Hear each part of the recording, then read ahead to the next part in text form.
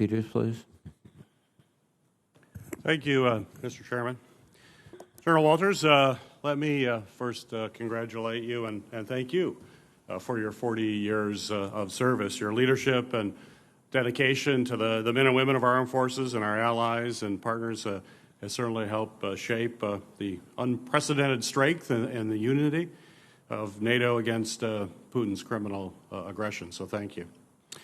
In your posture statement, you highlight this as perhaps the last time you expect to testify as EUCOM commander, and the history has yet to be written about how the illegal invasion of Ukraine concludes. We will continue to count on you to remain steadfast in a difficult challenge until the time as you pass the mantle of leadership for EUCOM commander and NATO Supreme Allied Commander Europe. General Walters, in November of 2020, a trilateral ceasefire agreement was signed between Armenia, Azerbaijan, and Russia to conclude the conflict in Nagorno-Karabakh. And it seems as if Azerbaijan has taken advantage of the conflict in Ukraine by launching unprovoked assaults against Armenian villages. Given Russia's poor military performance in Ukraine, I'm concerned about their ability to keep the peace, especially as they may need to draw on the 2,000 Russian troops that are deployed there. So my question for you, sir, is what actions are we taking and what actions should we be taking to promote peace and stability in the Caucasus?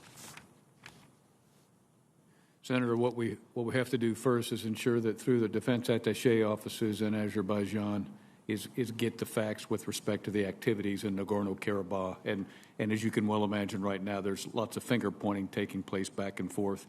And the facts, as we know right now, is that Russia's involvement in imposing good order and discipline in that scenario was very little and very curious.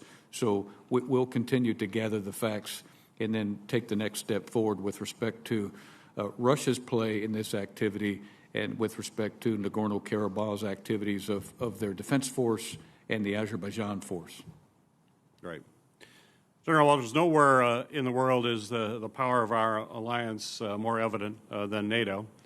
And the Michigan National Guard is proud to play a role in that alliance as Latvia's partner for nearly 30 years through the National Guard's State Partnership Program.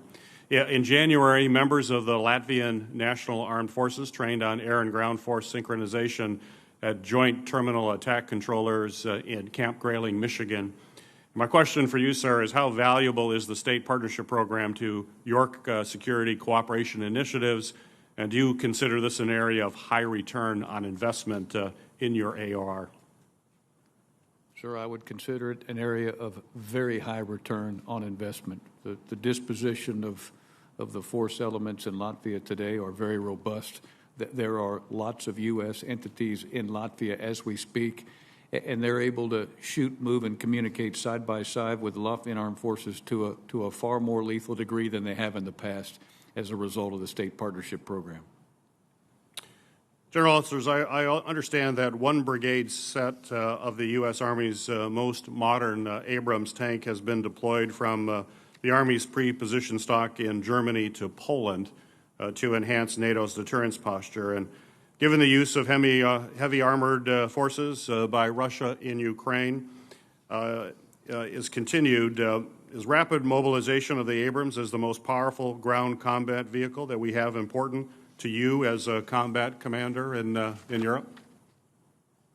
It is, Senator. It's a tremendous force multiplier when it comes to deterrence. And is the recent decision by Poland to upgrade its tanks to the U.S. Army's Abrams to replace older Russian designs a significant development for NATO and allied nations in Europe? Absolutely, yes, Senator. General Van Oost, in your posture statement, you highlighted the significance of air refueling mission and stressed the importance of timely recapitalization. I spoke with Secretary Kendall just last week, and we each agree it is critical that Congress provides the Air Force with the right systems needed to deliver needed capabilities. And while the 2006 RAND analysis of alternatives may be somewhat outdated, it certainly outlined a few recapitalization options. So my question for you, ma'am, is from a capability standpoint, what do you think is the best recapitalization strategy? Thanks, Senator. As I said, that air refueling is the lifeblood of our ability to project and employ a force. And if I could also mention that we cannot do it without the total force. So I appreciate the National Guard capacity. The best way to recapitalize is to have a stable plan that gets after the capabilities we're going to need in the future. The KC-46 is the future of air refueling because it can do multiple things, and it is connected to the battle, both with Link 16 and ability to to be able to get communications off board and long range from that aircraft securely.